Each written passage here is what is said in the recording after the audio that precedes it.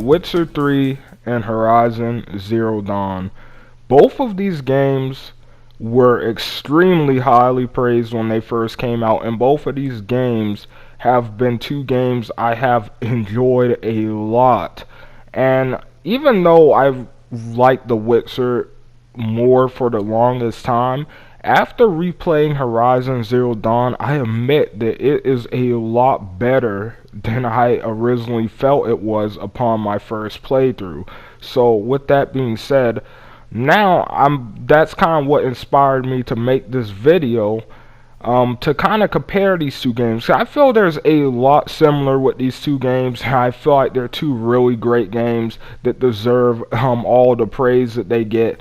And so I figured, why not share my piece of the pie? Why not put my 2 cents in here and kind of talk about these two games? But why give them their own separate videos when we can do something much more interesting and do another versus video? It has been a while since we've done one of these guys. So without further ado, let's get into this Witcher 3 versus Horizon Zero Dawn.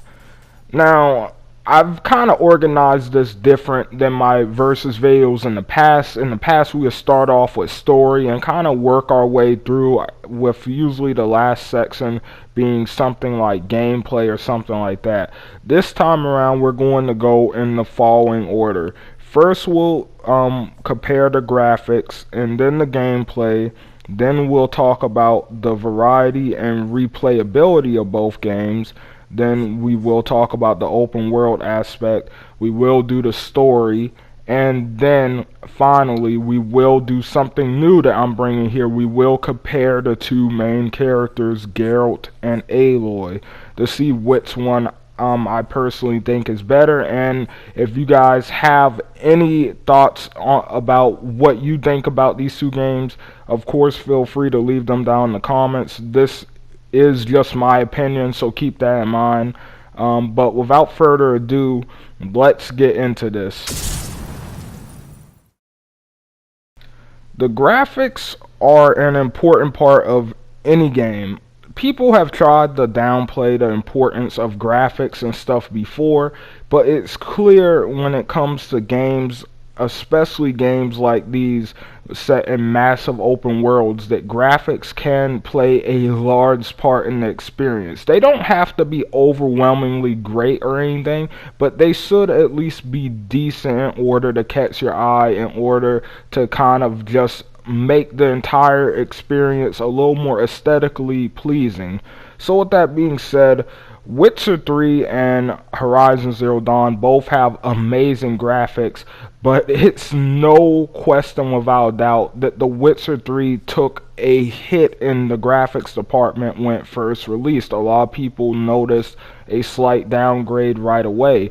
And even though CG Projekt Red chopped this down to pretty much being a complete change of the art style, which it does seem like that may be true, but at the same time, without a doubt, the game definitely looks a little less better than it did when we first saw it at E3 and stuff. So with that being said, The Witcher 3 kind of comes up lacking compared against Horizon Zero Dawn, which in Horizon Zero Dawn the graphics are amazing, and they don't even have the best art style, I would say, either, but it's good and it works for them, and they use the environments and the machines and during the fights and just the particle effects and everything, all the different aesthetic ways they use the graphics to their advantage in order to enhance gameplay, in order to enhance story moments. It's amazing. Like, so without a doubt, I have to give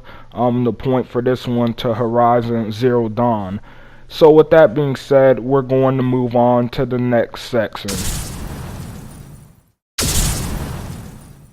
Gameplay is something that no matter how you put it, no matter which direction you go with it, gameplay is always and has always been a very integral part to gaming in general. It's the foundation of gaming. It's for most people, it should be for everyone, but for most people it is the most important part of any game. And I actually agree with this. So, with that being said, Witcher 3 and Horizon Zero Dawn are both games that take very interesting looks at their gameplay. Like, they have very interesting gameplay, and they switch it up, and they do a good job of kind of making it interesting, making it a little more than the average gameplay.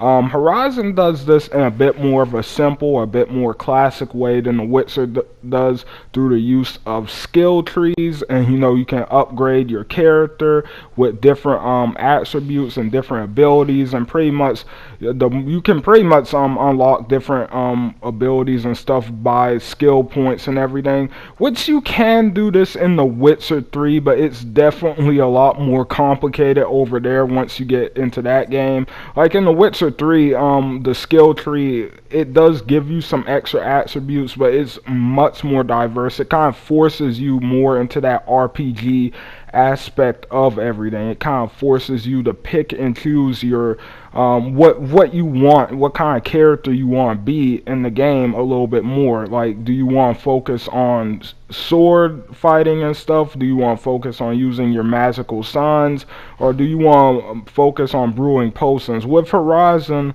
it's a little bit more simple, where you simply just skill up, like maybe to be able to shoot an extra arrow, or maybe to have quieter footsteps or something. It's a lot more general, which isn't a bad thing. Both of them do an extremely good job of using their skill tree. But then once you get down to actual gameplay, let's talk about that. The gameplay for both of these games is fun. Now, I will say this, Witcher 3's gameplay is something that is slightly flawed, but it's still really good. But for most people, The Witcher 3 does fall short on gameplay. Personally, what I think it is the way they wanted people to play The Witcher 3 is kind of complicated. They really want you to use all your skill, all your signs and potions in conjunction with using sword attacks and stuff. And I feel like a lot of people, they just weren't feeling that at first, or when you first start, at least that's not how you're really looking at it. And it can kind of cause the gameplay to feel a little bit weird in Witcher. So, with that being said, when you look at Horizon Zero Dawn's gameplay, it's much more straightforward. Aloy has a bow and arrow. As you level up, there are different ways you can use the bow and arrow. There are different places you can use it in, different types of arrows, and then eventually you get different types of weapons and stuff, which makes it a little bit more interesting. It kind of switches it up with the variety and stuff. And of course, the move set and everything's pretty simple. The controls and everything are very nicely placed on that game, so nothing's really confusing. Nothing really takes a while to figure out. Everything is pretty simple, pick up and play. And even though some people might count that as a downside, I actually think it's really good, because it allows the player to really get sucked into the game a lot faster, because you don't have to worry about learning how to do every single little thing. You kind of just find your way as you play along. And with The Witcher, it's a little bit more complicated. There are some things in The Witcher you won't know about until much later on in the game, which can cause it to be a little bit more frustrating. Not to mention, The Witcher 3's lock-on system is god-awful. Alright, I'm just going to throw that out there. The lock-on system in that game is horrible. So, yeah, that is definitely a big downside to that. With this being said, The Witcher 3 actually loses this one, and this point goes to Horizon Zero Dawn again.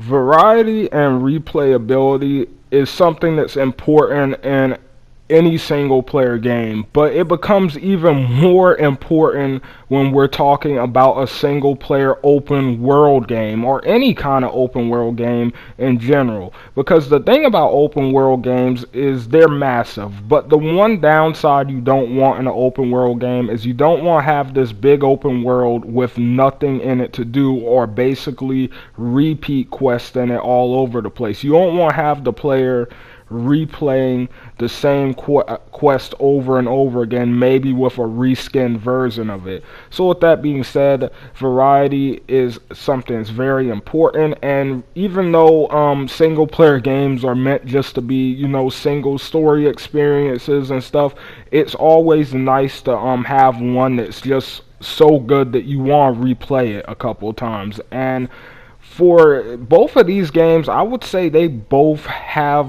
these two things. They both do a really well job of this. Both of these games at this point I've replayed. I have fun replaying them. I've replayed The Witcher a little bit more than I have Horizon Zero Dawn at this point. But I plan on replaying Horizon sometime in the future again. But with that being said, both of the games are great, but obviously one of them has to win. And when it comes down to this, it's hard. It's nitpicking, right? Because The Witcher 3, in the variety and replayability section, it's massive. I mean, like, the variety in The Witcher 3, nothing comes close to it, alright? The sheer amount of different side quests and everything that the game has in it, the side quests are set up to feel more like small story quests and stuff, so they fit really nicely in with the story. So overall, the game is just really good when it comes to variety, and I would say The Witcher 3 doesn't work as well when it comes to replayability, for the simple fact that this isn't the type of game that you can just come back and forth to. When you play this game, you're going to see what I'm talking about, but this is one of those games where you sit down and you try to get through it, you binge it, because it's such a long game with so much content. It's not really that pick up and play. It's a little bit more of a hardcore RPG. But with that being said, because of all the variety and the side missions and everything, and all the different storylines you can find in the world, and even some stuff that the developer added in afterwards, there is so many things that you will find in this game that you did not notice the first time you played through it if you replay it. So with that being said, The Witcher does have both of these things. When you go over to Horizon Zero Dawn, it definitely has replayability. I mean, the story is great. There is a new game plus in that game for a reason. I can only imagine it's extremely fun to replay through the game with all your powered up weapons and stuff. It's extremely challenging. The combat is very fun and stuff. So with that being said, overall it's very replayable. Like, definitely more than The Witcher, I would say. But however, when we look at the variety section, this is where Horizon Zero Dawn falls just a teeny bit short. Yes, the game has a great story and everything, and yes, it has decent side missions. As a matter of fact, some of the side missions in Horizon Zero Dawn were really fun and just outright charming. I really liked some of them. But at the same time, with that being said, you just don't run into nearly as many like that in Horizon as you do The Witcher. I mean, it feels like there's not as much to do when you go into the world of Horizon, other than, like the fetch quests and stuff, like kill this many of this type of machine, kill this type of machine to get this, blah blah blah. There's not a lot of specialized or really well written out side missions to go around. So with that being said, Witcher 3 takes home this section of variety and replayability.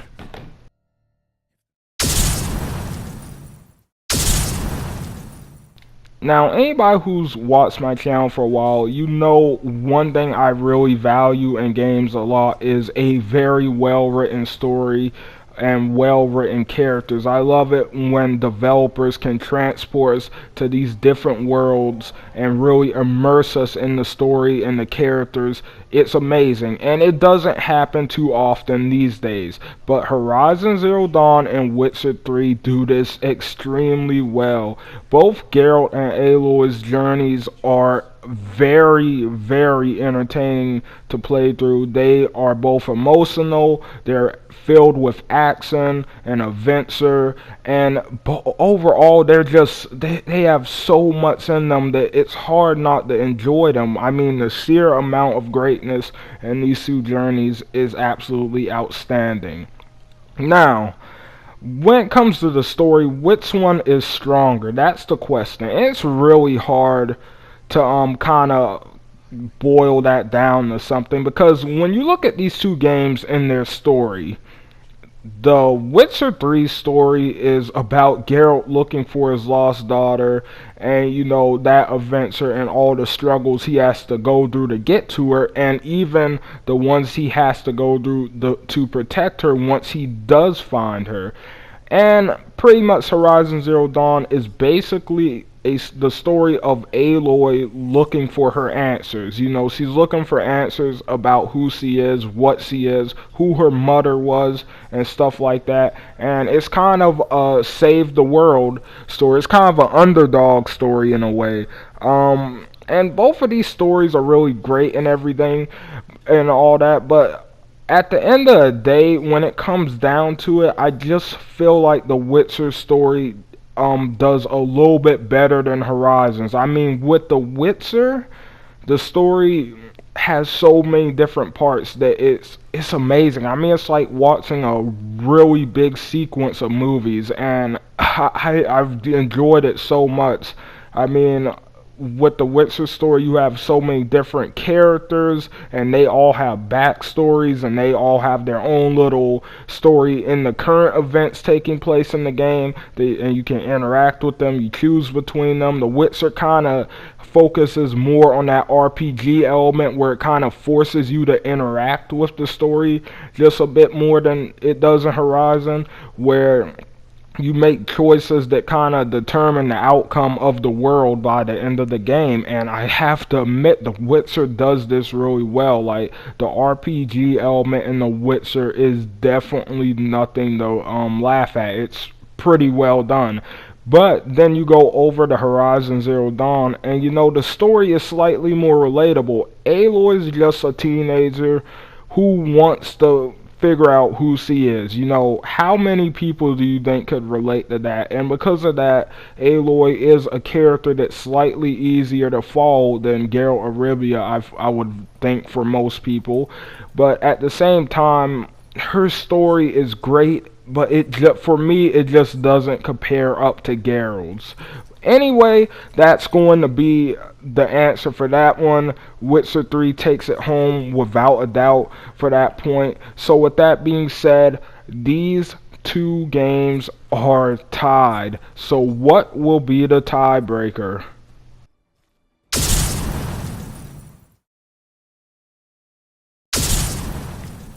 Now, for this video, I kind of really want to focus on Geralt and Aloy. I want to get a chance to really talk about them. So with that being said, they are going to be the main tiebreaker for this video. And these are two characters that I really enjoyed. These are two characters that I thought they had, once again, amazing journeys. But with that being said, I've kind of already talked about their stories, so I kind of want to focus a little bit more on them for this section, and why I think they matter a lot and how good these two games are. And also, I will determine the winner with this comparison. So let's start off with Aloy.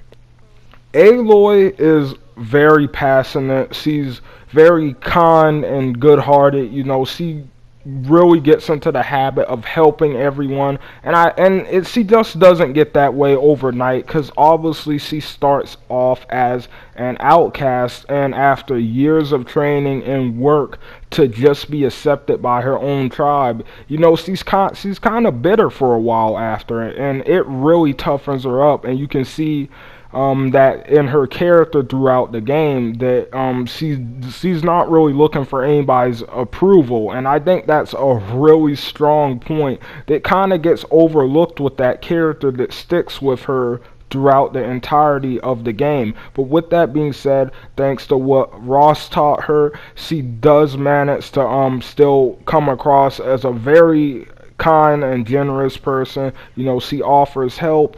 She doesn't just leave people behind or whatever. She's not really cold or heartless like Geralt is. So with that being said, she's an extremely complicated character, and she's a very strong character. And Aloy, in my opinion, is what I consider the perfect example of a strong female character. There are a lot of things about strong female characters nowadays where they try to make them all the time, and they ultimately always do it wrong and just make a character that's hard to really get behind and hard to really sit down and enjoy. I feel like they did a really good job of making Aloy, however, a very likable female lead, and I really enjoyed her character throughout the entirety of the game. Even if you don't like Horizon Zero Dawn, one of the few good things you can probably say about is Aloy was a great main character.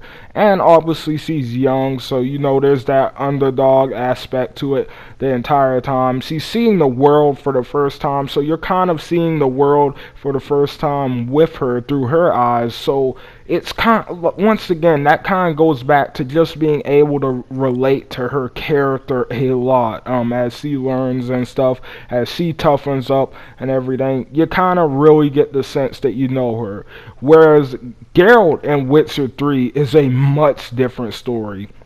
In The Witcher 3 takes place after a massive amount of different other events in the previous games, in the books. So first of all, if you don't know anything about any of that, Geralt is already going to be a character that you might not think much of at first sight. And I went into The Witcher 3 completely blind. I knew a little bit about Witcher 2, what happened in Witcher 2, a little bit about Witcher 1, and just a tiny bit of important bits here and there about the books. But overall, I went into this game very blind to what kind of character Geralt was, and I thought at first he was just going to be a cold, heartless mutant that just runs around killing monsters for money and stuff. And at first, the game does a good job of making him seem that way. You know, he doesn't really seem like the type of character you would want for your main lead. He doesn't really seem all that relatable. He doesn't seem all that maybe a little bit respectable, I guess. But you know, if you're going in blind, you don't really know anything about him. He just looks harsh. He just looks like a jerk for a lot of the decisions you can make with him throughout the game. But then you start playing the game, you know, you have the cutscene at the beginning with Ciri that kind of shows you he does have a soft spot for something and some things, and you have Yennefer and everything, so you know he's not completely heartless, he's not completely emotionless, but overall you kind of get to see a little bit more of his character once you get deeper into the game. You start to realize that Geralt's funny, that he has a good sense of humor, that he can be kind when it's warranted. He can also be extremely cold. He's very focused on what he needs. He's very much of a no-nonsense type of guy. And all of this kind of just combines to make a really, really complicated and interesting main character, and it's fun just to see him interact with the world around him. It's fun just to watch his adventures because of his characterization, and I really love that about him. But overall, by the end of The Witcher 3, Geralt had become one of my favorite video game characters of all time, which isn't saying, I mean, it's saying a lot, but at the same time, before that, it was Ellie from The Last of Us. So with that being said, Geralt really, to me, like, he stood out as a character, and he really surprised me. That's one thing that I can't say about a lot of other good characters that I run into. Usually when you have a good character, you know they're going to be a good character kind of early on, but when a character surprises you and kind of makes you admit later on, wow, this character was a lot cooler than I thought he was at first. It's kind of like the same thing. The other example I can think of this would be like Zuko from Avatar and stuff. Like characters like that really just jump out at you and they really steal the soul. And Geralt of Rivia, in my opinion, is one of those characters. And because of this, Witcher 3 wins this versus video. And yes, I know a lot of people will say, well, ZFR, that's no surprise. The Witcher 3 has been your favorite game ever since it first came out and you first beat it. You've said this plenty of times. And yes, but just because The Witcher 3 isn't my favorite game doesn't mean another game can't ever steal the spotlight from it. So with that being said, Horizon Zero Dawn was definitely a worthy competitor. I couldn't believe how much more I enjoyed this game the second time around. It was good the first time, but the second time I played Horizon was absolutely amazing. I really got more into it the second time around. I enjoyed all the characters more. I enjoyed the gameplay and stuff more. I feel like I took more time to appreciate this time around, and it kind of came closer to being that masterpiece that people were trying to call it when it first came out. And I still don't think it's quite there yet, but I do think it is a very worthy competitor for any masterpiece. But with Witcher 3, yeah, the game, even all these years later, it's still a masterpiece. In my opinion, nothing else has topped it yet. God of War just came out, and I will be doing a walkthrough for that pretty soon. So I guess we'll see then if something finally tops Witcher for me. But for now, Witcher remains on the top. But anyway, guys, that's it for this video. I hope you guys enjoyed. Don't forget to leave likes and comments down below. Hit the subscribe button if you enjoyed, and definitely once again leave those comments, because I would love to see what you guys have to say about this, whether you liked Witcher or Horizon better. And I know a lot of people feel these games are overhyped or whatever, and some people feel that way too many people just kind of dismiss them, but overall I think they're both great games and I really enjoyed them. So yeah, guys, that's it for this one. I will see you guys on the next one. ZFR out. I so don't feel like going anywhere. Sit here a while longer? So we shall, my friend. We have witnessed, and in fact on several occasions incited, many great and weighty events. After all that toil, I believe we deserve a bit of a rest. That we do.